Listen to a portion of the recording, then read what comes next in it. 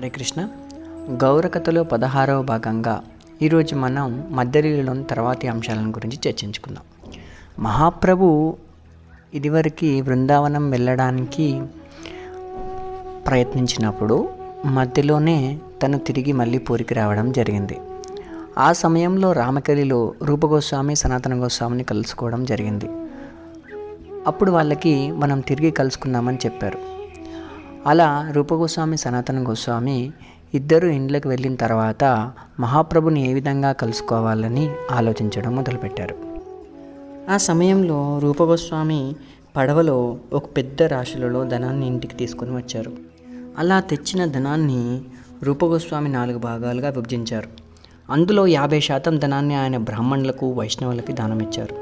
25% తన బంధువులకు ఇచ్చారు. 4వ వంతు ధనాన్ని ఆయన గౌరవనీయుడైన ఒక బ్రాహ్మణ్ దగ్గర ఉంచారు. ఏవైనా చిక్కులు వస్తే లేదా ఊహించని అవసరాలు ఏమైనా వచ్చినప్పుడు తన స్వీయ రక్షణకై దానిని దాచిపెట్టారు.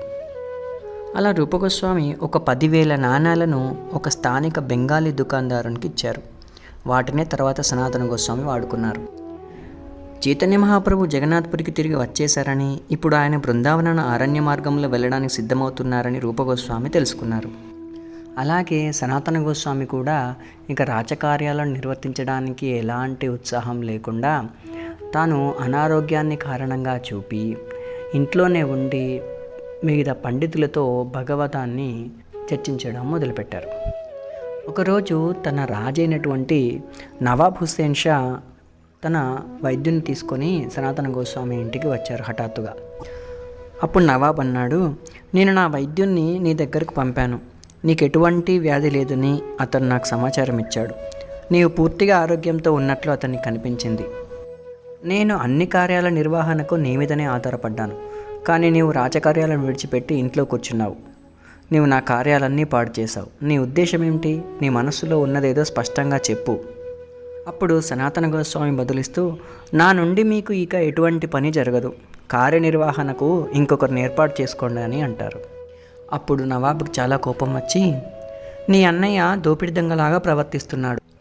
ఎందరో జీవులను చంపి అతడు పూర్తి బెంగాల్నే నాశనం చేశాడు. ఇక నువ్వేమో ఇప్పుడు నా ప్రాణ ఎన్నికలను నాశనం చేస్తున్నావు. దానికి సనాతన గోస్వామి సమాధానమిస్తూ, మీరు బెంగాల్కు ప్రభువులు. మీరు తప్పు చేసిన వారు ఎవరైనా తగినట్లుగా శిక్షిస్తారు అని అన్నాడు. దానికి బెంగాల్ నవాబు లేచి తన ఇంటికి వెళ్ళిపోతూ సనాతన గోస్వామి పారిపోకుండా ఉండేందుకు వెంటనే బంధించమని అతడు ఆజ్ఞాపించాడు. ఆ సమయంలో నవాబు ఒరిస్సాపై దండయాత్రకు వెళ్తున్నాడు. నీవు నా వెంట రావాల్సింది అని సనాతన గోస్వామితో అన్నాడు. అప్పుడు సనాతన గోస్వామి చెప్తూ, భగవంతునికి దుఃఖం కలిగించడానికి నువ్వు ఒరిస్సాకు వెళ్తున్నావు కావున నేను నీతో పాటు ఏకీభవించను, నేను నీతో పాటు రాను అంటారు. దానికి కోపగించి నవాబు సనాతన గోస్వామిని బంధించి చెరసాలలో వేశాడు. అప్పుడు రూపగోస్వామి సనాతన గోస్వామికి ఒక ఉత్తరం రాశారు. దాంట్లో, నేను మరియు మరొక సోదరుడైనటువంటి అనుపమ మల్లిక్ మేమిద్దరం కలిసి మహాప్రభుని కలుసుకోవడానికి వెళ్తున్నాము. నీవు కూడా ఏ విధంగానైనా చేసి చెరసాల నుంచి బయటకు వచ్చి మహాప్రభుని కలుసుకోవాల్సింది అని రాస్తుంటారు. నేను ఒక దుకాణదారు దగ్గర 10,000 నాణాలు దాచాను. ఆ ధనాన్ని వాడుకొని కారాగారం నుండి బయటికి రావాల్సిందిగా చెప్తాడు. ఆ విధంగా ఉత్తరం రాసి రూపగోస్వామి మరియు తన సోదరుడు పరమ వైష్ణవుడు శ్రీవల్లభుడు, అతని పేరే అనుపమ్ మల్లిక్, వీరిద్దరూ కలిసి ప్రయోగకు మహాప్రభుని కలుసుకోవడానికి వెళ్ళారు. మహాప్రభు ప్రయోగాలో బిందుమాధవన్ మందిరానికి వెళ్ళారు. ఆయనను కలుసుకోవడానికి లక్షలాది మంది జనులు వచ్చారు. ఆ పెద్ద జన సమూహాన్ని చూసి సోదరులిద్దరు అంటే రూపగోస్వామి మరియు అనుపమ్ మల్లిక్ ఇద్దరు దూరంగా నిలబడ్డారు. బిందుమాధవన్ దర్శనంతో చైతన్య మహాప్రభు చాలా ప్రేమ పరవశులై నృత్య గీతాలు చేయడం చూశారు. ఆ నృత్య గీతాలతో అక్కడున్న జనులందరూ కూడా సమ్మోహనులై హరిహరి అని బిగ్గరగా అలవడం చూశారు. చైతన్య మహాప్రభువుకు దక్షిణ దేశ బ్రాహ్మణునితో పరిచయం కలిగింది. ఆ బ్రాహ్మణుడు శ్రీ చైతన్యులను భోజనానికి పిలిచి తన ఇంటికి తీసుకొని వెళ్ళాడు. చైతన్య మహాప్రభు దక్కను బ్రాహ్మణుని ఇంట్లో ఒంటరిగా కూర్చున్నప్పుడు రూపగోస్వామి మరియు శ్రీవల్లభుడు అంటే అనుపమ్ మల్లిక్ ఆయనను కలుసుకోవడానికి వచ్చారు. మహాప్రభు దూరం నుండి చూసి సోదరులిద్దరూ తమ నోట్లో గడ్డి పరకలను పెట్టుకొని నేలపై దండాల వలె వాలి నమస్కారం చేశారు. తర్వాత సోదరులిద్దరూ ప్రేమావేశంతో పలు స్తోత్రాలను పఠించి మాటిమాటికి దండ ప్రమాణాలు చేశారు. అప్పుడు మహాప్రభు రూపగోస్వామి వారిని చూసి చాలా ఆనందించి దగ్గరికి రమ్మని పిలిచారు. కృష్ణుడు ఎంతో దయామయుడు, మిమ్మల్నిద్దరిని భౌతిక సాగరం నుంచి బయటపడవేశాడు అని వాళ్ళతో చెప్పారు. మహాప్రభు ఆ ఇరువురు సోదరులను ఆలింగనం చేసుకొని నిర్హేతుకమైన కరుణతో ఆయన తమ పాదాలను వారి శిరములపై ఉంచారు. మహాప్రభు కృపను చూసిన తర్వాత సోదరులిద్దరూ చేతులు జోడ్చి నమస్కరిస్తూ ఎంతో వినయంతో క్రింది స్తుతులు చేశారు. నమో మహావదన్యాయ కృష్ణ ప్రేమ ప్రదాయితే కృష్ణాయ కృష్ణ చైతన్య నామ్నే గౌరత్విషే నమః. తర్వాత మహాప్రభు వారిని తమ పక్కనే కూర్చునబెట్టుకొని సనాతన గోస్వామి గురించి అడిగారు. అప్పుడు రూపగోస్వామి బదులు చెప్తూ, ఇప్పుడు సనాతన గోస్వామి హుస్సేన్ షాచే బందీ చేయబడ్డాడు, దయతో మీరు రక్షిస్తే అతడు ఆ బంధనం నుండి బయటపడతాడు అన్నారు. మహాప్రభు వెంటనే పలుకుతూ, సనాతనుడు ఇదివరకే కారాగారం నుండి బయటపడ్డాడు, త్వరలోనే అతను నన్ను కలుసుకుంటాడు అని చెప్పారు. ఆ సమయంలో శ్రీవల్లభ భట్టు అడైల గ్రామంలో ఉన్నాడు. మహాప్రభు వచ్చిన వార్త తెలుసుకొని అతడు మహాప్రభుని చూడడానికే వెళ్ళాడు.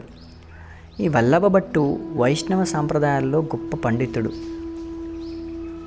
మొదట్లో అతడు మహాప్రభు పరమభక్తుడే ఉండేవాడు. కానీ మహాప్రభు నుండి తనకు తగినంత గౌరవాధారాలు లభించవని ఆలోచించి అతడు తర్వాత విష్ణుస్వామి సాంప్రదాయంలో చేరి దానిలో గొప్ప ఆచార్యుడయ్యాడు. అతని సాంప్రదాయమే వల్లభాచార్య సాంప్రదాయంగా ప్రసిద్ధి చెందింది. అలా వల్లభాచార్యుడు చైతన్య మహాప్రభువుకు కలుసుకుని నమస్కరించాడు. మహాప్రభు అతన్ని ఆలింగనం చేసుకొని తర్వాత వాళ్ళిద్దరు కొద్దిసేపు కృష్ణ కథను చర్చించుకున్నారు. కృష్ణ చర్చ మొదలు కాగానే మహాప్రభుకు మహాప్రేమావేశం కలిగింది. కానీ వల్లభ భట్టు ముందు సిగ్గుతో ఆయన ఆ భావాలను ఆపుకున్నారు. తర్వాత వల్లభ భట్టు చైతన్య మహాప్రభును భోజనానికి పిలిచారు. మహాప్రభు అప్పుడు రూప వల్లభులను అతనికి పరిచయం చేశారు. రూపగోస్వామి మరియు శ్రీవల్లభుడు సోదరులు ఇద్దరు కూడా దూరం నుంచి నేలపై వ్రాలి ఎంతో వినయంతో వల్లభ భట్టుకు వందనం చేశారు. అప్పుడు వల్లభ భట్టు వాళ్ళని కలవడానికి రాగా రూపగోస్వామి పలుకుతూ, నేను అంటరాని వాడను, పరమ పాపిని, దయచేసి నన్ను తాకకండి అని అంటారు. అప్పుడు మహాప్రభు వల్లభ భట్టుకు చెప్తారు, వారిని తాకవద్దు, అతను హీనజాతివాడు, నీవు వేద నియమాలను అనుసరించేవాడివి, యజ్ఞ నిర్వహణ దక్షకుడు, అంతేకాకుండా నీవు ఉన్నత వంశానికి చెందినవాడవు. సోదరులిద్దరూ నిరంతరం హరినామాన్ని పలకడం వల్ల వారిని చూసి వల్లభ భట్టు చైతన్య మహాప్రభుతో ఇలా అన్నారు, వీరిద్దరూ నిరంతరం కృష్ణనామాన్ని కీర్తిస్తున్నప్పుడు అంటరాని వాళ్ళు ఎలా అవుతారు? పైగా వీరు సర్వోత్తములు. వల్లభ భట్టు తర్వాత శ్రీ చైతన్య మహాప్రభును ఆయన అనుచరులను ఒక పడవలో ఎక్కించి తన ఇంటికి భోజనానికి తీసుకొని వెళ్ళాడు. యమునా నదిని చూడగానే మహాప్రభు ఎంత ప్రేమభావంలోకి వెళ్ళిపోయారు. పెద్దగా అరుస్తూ కీర్తనలు చేస్తూ గబాలున నీళ్ళలో దుంకిపోయారు. అది చూసి అందరూ భయంతో వణికిపోయారు. వారందరూ హడావిడిగా మహాప్రభుని పట్టుకొని నీళ్ళ నుండి బయటకు లాగారు. పడవ మీదకు చేరగానే ఆయన నృత్యం చేయడం మొదలుపెట్టారు. శ్రీ చైతన్యుల అధిక బరువుకు పడవ ఊగిసలాడడం మొదలుపెట్టింది. నీరు నిండిపోతూ ఉండగా అది మునగడానికి సిద్ధమైపోయింది. వల్లభాచార్యుని ముందు తనని తాను సంభాళించుకోవడానికి మహాప్రభు ఎంతగానో ప్రయత్నించారు. కానీ ప్రశాంతంగా ఉండడానికి ఎంత ప్రయత్నించినప్పటికీ ఆయన అద్భుతమైన ప్రేమను ఆపడం సాధ్యం కాలేదు. పరిస్థితులను గమనించి మహాప్రభువే చివరకు శాంతించి పడవ ఆడైలా తీరానికి చేరేటట్లు చేశారు. తర్వాత వల్లభాచార్యుడు వల్లభ భట్టు ఆయన మహాప్రభుకి తన అనుచరులందరికీ చక్కని ఆతిథ్యాన్ని ఇచ్చి ఎంతో ప్రేమానురాగాలతో భోజనం పెట్టడం జరిగింది. రూపగోస్వామి శ్రీవల్లభుడు కూడా భోజనాలు చేశారు. అదే సమయంలో తిరుహిత జిల్లాకు చెందిన రఘుపతి ఉపాధ్యాయ అక్కడకు వచ్చాడు. అతడు గొప్ప పండితుడు, వైష్ణవుడు, చాలా మర్యాదస్తుడు. రఘుపతి ఉపాధ్యాయ తొలుత చైతన్యులకు పాదాభివందనం చేశారు. అప్పుడు మహాప్రభు అతను దీవిస్తూ, కృష్ణే మతిరహు, సర్వదా కృష్ణ భక్తి భావనలోనే ఉండు అని అన్నారు. మహాప్రభు దీవెనలను విని రఘుపతి ఉపాధ్యాయ పరమ ఆనందాలు అనుభవించాడు. తర్వాత చైతన్యుడు అతన్ని కృష్ణుని గురించి వర్ణించమని అడిగారు. అప్పుడు రఘుపతి ఉపాధ్యాయ కృష్ణలీల గురించి తాను రచించిన కొన్ని శ్లోకాలను చదివాడు. ఆ శ్లోకాలను విని మహాప్రభువు మహాప్రేమ పరవశులైపోయారు. అందులో ఒక శ్లోకం చాలా గొప్పగా ఉంటుంది. శృతిమిపరే స్మృతిమితరే భారతమన్యే భజంతు భవభీత అహమిహ వందం వందే యస్యాలిందే పరం బ్రహ్మ. అంటే దాని సారాంశాన్ని చదివారు. భవభయంతో కొందరు వేదాలను భజిస్తారు, కొందరు వేదాలకు అనుబంధమైన స్మృతులను ఉపాసిస్తారు, కొందరు మహాభారతాన్ని ఆరాధిస్తారు. కానీ నేను మాత్రం ఎవని గృహ ప్రాంగణంలో పరబ్రహ్మమే క్రీడిస్తున్నాడో అట్టి నందమహారాజును, శ్రీకృష్ణుని జనకుడను అర్చిస్తాను. రఘుపతి ఉపాధ్యాయ పలికిన ఈ శ్లోకం తర్వాత శ్రీ రూపగోస్వామి వారి పద్యావళిలో కూడా చేర్చబడింది. ఆ తర్వాత మహాప్రభు రఘుపతి ఉపాధ్యాయంతో మాట్లాడుతూ, నీ నిర్ణయం ప్రకారం సర్వశ్రేష్ఠుడెవరు అని అడిగారు. రఘుపతి ఉపాధ్యాయుడు జవాబిస్తూ, శ్యామసుందరుడే పరమరూపం అని అన్నాడు. శ్రీకృష్ణుని వాసస్థానాలన్నింటిలో ఏది శ్రేష్టం అని నీవు అనుకుంటున్నావు అని మహాప్రభు అడిగినప్పుడు దానికి బదులుగా రఘుపతి ఉపాధ్యాయుడు మధురపురి లేదా మధురాధామమే అన్నిటికంటే శ్రేష్టమైందని చెప్తారు. బాల్యము, పౌగొండము, కైశోరం అనే శ్రీకృష్ణుని 3 వయోస్థితులలో ఏది శ్రేష్టం? కైశోర అవస్థయే సర్వోత్తమైన వయోస్థితి. అన్ని రసాభావాలలో ఏది శ్రేష్టమని నీవు తలుస్తావు? మధుర రసమే సర్వశ్రేష్టమైంది. అప్పుడు ఈ సమాధానాలన్నీ విన్న తర్వాత మహాప్రభు మాట్లాడుతూ, నిజంగా నీవు సర్వోత్తమైన నిర్ణయాలను ఇచ్చావు. ఆయన గద్గతా స్వరంతో ఇంకో శ్లోకాన్ని కూడా పఠించారు. శ్యామమేవ పరం రూపం పురీ మధుపురీవర వయకైశోరకం ధ్యేయం ఆద్య ఏవ పరో రసః. అంటే శ్యామసుందర రూపమే పరమరూపం, మధురాపురియే పరమవాసం, శ్రీకృష్ణుని నవయౌవన స్థితియే సర్వదా ధ్యానింపదగినది, మధుర రసమే పరమరసాభావం. ఈ శ్లోకం కూడా పద్యావళిలో ఉంది. అప్పుడు మహాప్రభు రఘుపతి ఉపాధ్యాయ ప్రేమతో ఆలింగనం చేసుకొని వారిద్దరూ నృత్యం చేయడం మొదలుపెట్టారు.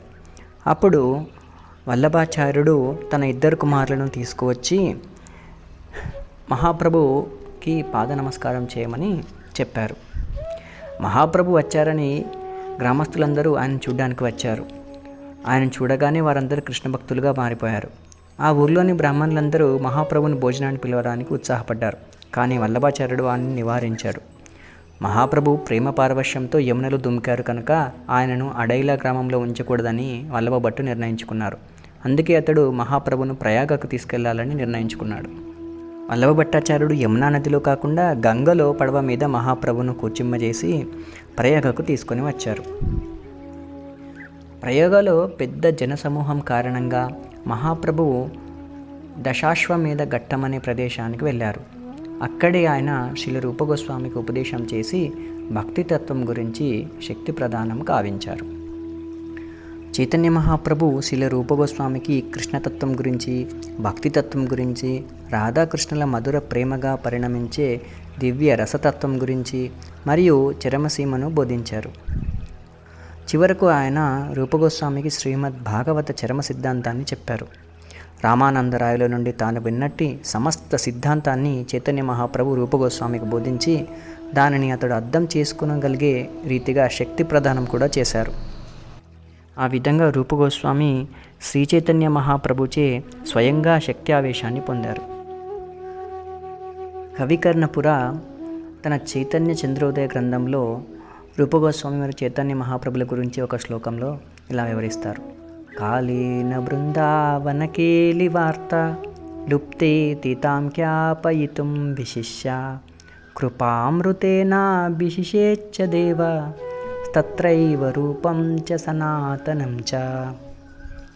బృందావనంలో శ్రీకృష్ణుని దివ్య లీలా వార్తలు కాలక్రమంలో దాదాపుగా నశించిపోయాయి. ఆ దివ్యలీలను స్పష్టంగా వివరించడానికి, ఆ కార్యాన్ని బృందావనంలో చేయడానికి చైతన్య మహాప్రభువు తమ కృపా అమృతాన్ని శ్రీల రూపగోస్వామిపై, సనాతన గోస్వామిపై చిలకరించారు. ఈ శ్లోకం మన వైష్ణవులందరికీ చాలా ముఖ్యం. అందుకనే మనల్ని రూపానుగులు అని కూడా అంటారు. రూపగోస్వామి ద్వారానే మనకన్నీ వ్యక్తపరచబడ్డాయి. అప్పుడు మహాప్రభు రూపగోస్వామికి వివిధ అంశాలను వివరిస్తూ అందులో భాగంగా జీవుడైన ఆత్మ ఎంత చిన్నదిగా ఉంటుందో పరిమాణాన్ని గురించి, తర్వాత లక్షణాల గురించి వివరించారు. తర్వాత జీవరాశులలో, స్థావర జంగమ జీవులలో ఆత్మ ఏ విధంగా పరిభ్రమం చెందుతుందో చెప్పారు. 84 లక్షల జీవరాశులలో మానవ జన్మ చాలా దుర్లభమైందని, అలాంటి మానవులలో వేదాన్ని శాస్త్రాన్ని పఠించే వాళ్ళు, అనుసరించే వాళ్ళు చాలా తక్కువని, పుణ్యకర్మలు చేసేవాళ్ళు ఇంకా తక్కువని, కర్మ సిద్ధాంతాన్ని పాటించేవారు ఇంకా తక్కువని, అందులో జ్ఞానులు ఇంకా చాలా అరుదు అని, ఇంకా ముక్తి పొందేవాళ్ళు ఇంకా చాలా అరుదు అని, తర్వాత కృష్ణ భక్తులు ఇంకా చాలా అరుదు అని చెప్పారు. తర్వాత మహాప్రభువు భక్తిని ఎలా పెంపొందించుకోవాలో కూడా చెప్పారు. ఎన్నో లక్షల జీవరాశుల్లో దొరికినటువంటి మానవ జన్మ, ఆ మానవ జన్మ కృష్ణుడు మరియు గురువు ద్వారా భక్తి బీజం దొరుకుతుందని, దాన్ని ఒక తోటమాలిలాగా రక్షించుకుంటూ ఆ భక్తిలతను మనం పెంపొందించుకోవాలని, శ్రవణము కీర్తనము అనే రెండింటి ద్వారా ఆ భక్తిలతము ఎదుగుతూ చివరికి కృష్ణలోకాలను చేరుతుందని, కృష్ణుని పాదాభివందనాలను చేస్తుందని చెప్తారు. మరియు ఆ భక్తిలతాన్ని కాపాడుకోవడానికి మనం చాలా చక్కగా శ్రద్ధతో దాన్ని కాపాడుకోవాలని, అలాంటి విషయాలలో ఎలాంటి వైష్ణవ అపరాధాలు చేయకుండా, మరియు చుట్టూన పెరిగేటువంటి గడ్డి అంటే అవసరం లేనటువంటి మొక్కలను తుంచివేయాలని, అంటే అసాంగత్యాన్ని విడిచిపెట్టాలని మహాప్రభు చెప్తారు. ఆ కలుపు మొక్కలను ఎలా తీసివేయాలో, ఎలాంటివి కలుపు మొక్కల కిందకి వస్తాయో కూడా చెప్తారు. అంటే నిషిద్ధమైనటువంటి పనులను చేయకుండా ఉండడం, తర్వాత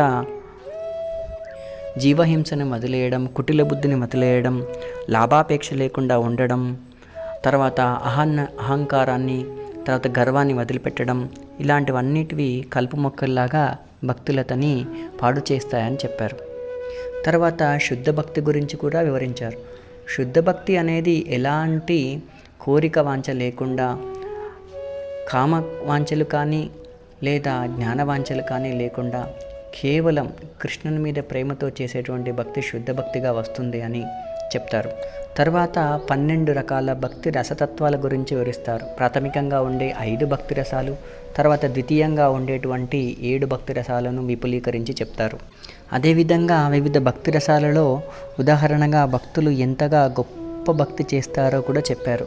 అందులో భాగంగా శాంతరసంలో ఉండేటువంటి భక్తులు భగవంతుని యొక్క పాదపద్మాల తప్ప వేరే దేనికి ఆసక్తులు కారని, వారికి ఎలాంటి కోరికలు ఉండవని చెప్తారు. దానికి ఉదాహరణగా నవయోగేంద్రుల గురించి చెప్తారు, మరియు చతుష్కుమారుల గురించి కూడా చెప్తారు. ఇక దాస్యరసంలో ఉండేవారు కృష్ణుని యొక్క గొప్పతనాన్ని తెలుసుకొని ఎప్పుడు కృష్ణునికి సేవ చేయడానికి ఇష్టపడతారని కూడా చెప్తారు. అందులో ఉదాహరణగా బృందావనంలోని రక్తక, చిత్రక, పత్రక అనే వాళ్ళ పేర్లు, తర్వాత ద్వారకలో దారుకుడు ఎలా కృష్ణునికి సేవ చేస్తాడో, మరియు హనుమంతుని గురించి కూడా చెప్తారు. మరియు సఖ్యరసంలో ఉన్నటువంటి భక్తులు చాలా ప్రేమానురాగాలతో, మమతతో కృష్ణుని తమ ఆధీనంలోకి ఎలా తీసుకుంటారో, కృష్ణునితో ఎలా ఉంటారో కూడా చెప్తారు. అందులో ఉదాహరణగా శ్రీధామ, సుధామ మరియు భీముడు, అర్జునుడు గురించి చెప్తారు. తర్వాత వాత్సల్య రసం గురించి చెప్తూ అది ఎంత గొప్పదో, అందులో ఉండే భక్తులు భగవంతుని కొప్పడానికి, తిట్టడానికి కూడా వెనకాడరని, తర్వాత యశోదమ్మ గురించి, నందమహారాజు గురించి, వసుదేవుడి గురించి, దేవకి గురించి చెప్తారు. తర్వాత మాధుర్య రసం గురించి చెప్తూ ఈ రసంలో భగవంతునికి సేవ చేసేవారు తమ సర్వాన్ని భగవంతునికి ఎలా అర్పిస్తారో, ఎప్పుడు భగవద్ధ్యానంలో భగవంతుని ప్రేమలో ఉంటారో చెప్తారు. దానికి ఉదాహరణగా గోపికల గురించి చెప్తారు. అదేవిధంగా ద్వారకాలోని రాణుల గురించి, లక్ష్మీదేవి గురించి కూడా చెప్తారు. ఆ విధంగా మహాప్రభు రూపగోస్వామిని, శ్రీవల్లభుని అన్ని రకాలుగా ఉపదేశించి వారిని బృందావనానికి వెళ్ళాల్సిందిగా చెప్తూ తను వారణాసికి తిరిగి బయలుదేరుతారు.